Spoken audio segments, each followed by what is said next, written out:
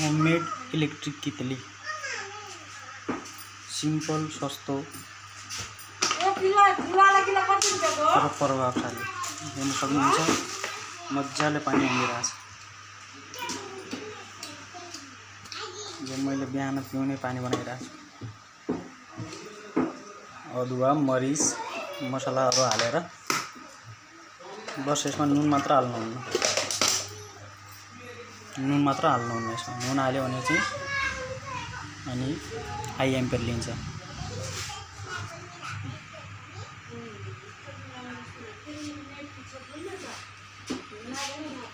यसको एम्पियर लिने हो भनेपछि हेर्नुस् त 209 भोल्टमा 2.4 एम्पियर जम्मा भनेपछि यो हिसाबले तपाईलाई 2 घण्टा लगभग चलायो भनेपछि तपाईको 8 रुपैयाँको खर्च मात्र आउँछ